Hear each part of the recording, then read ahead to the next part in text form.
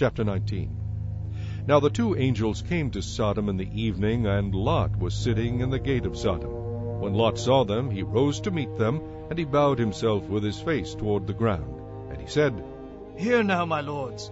Please turn into your servant's house and spend the night and wash your feet. Then you may rise early and go on your way. And they said, No, but we will spend the night in the open square. But he insisted strongly, so they turned in to him and entered his house. Then he made them a feast and baked unleavened bread, and they ate.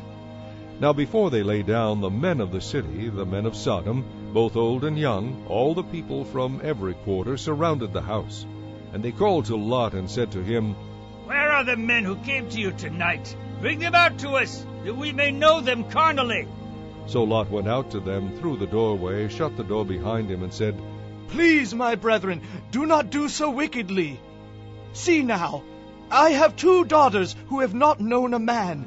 Please, let me bring them out to you, and you may do to them as you wish. Only do nothing to these men, since this is the reason they have come under the shadow of my roof. And they said, Stand back. Then they said, This one came in to stay here, and he keeps acting as a judge. Now we will deal worse with you than with them. So they pressed hard against the man Lot, and came near to break down the door. But the men reached out their hands and pulled Lot into the house with them, and shut the door. And they struck the men who were at the doorway of the house with blindness, both small and great, so that they became weary trying to find the door. Then the men said to Lot, Have you anyone else here, son-in-law, your sons, your daughters, and whomever you have in the city? Take them out of this place, for we will destroy this place, because the outcry against them has grown great before the face of the Lord, and the Lord has sent us to destroy it. So Lot went out and spoke to his sons-in-law, who had married his daughters, and said, Get up, get out of this place, for the Lord will destroy this city. But to his sons-in-law he seemed to be joking. When the morning dawned, the angels urged Lot to hurry, saying, Arise, take your wife and your 2 daughters who are here, lest you be consumed in the punishment of the city. And while he lingered, the men took hold of his hand, his wife's hand, and the hands of his 2 daughters, the Lord being merciful to him, and they brought him out and set him outside the city. So it came to pass, when they had brought them outside, that he said, Escape for your life.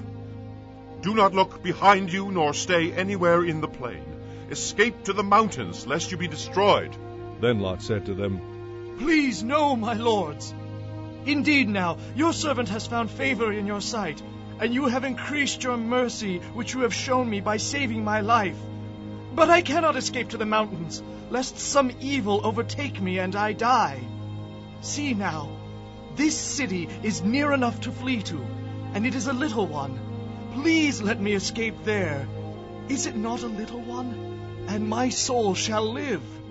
And he said to him, See, I have favored you concerning this thing also, in that I will not overthrow this city for which you have spoken.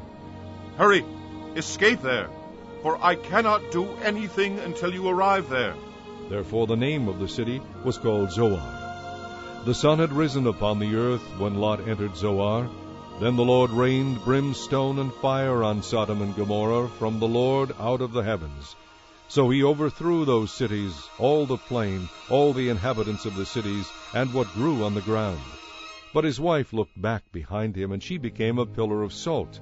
And Abraham went early in the morning to the place where he had stood before the Lord.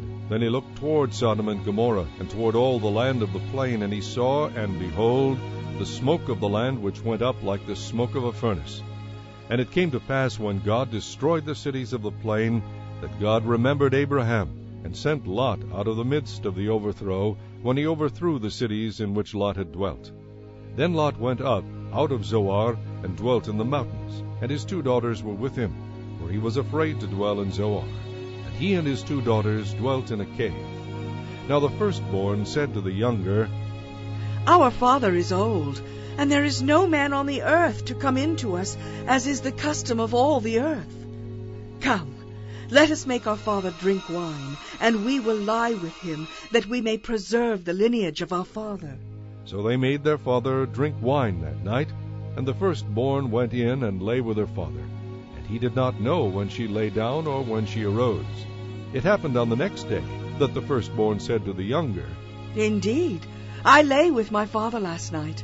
Let us make him drink wine tonight also, and you go in and lie with him, that we may preserve the lineage of our father.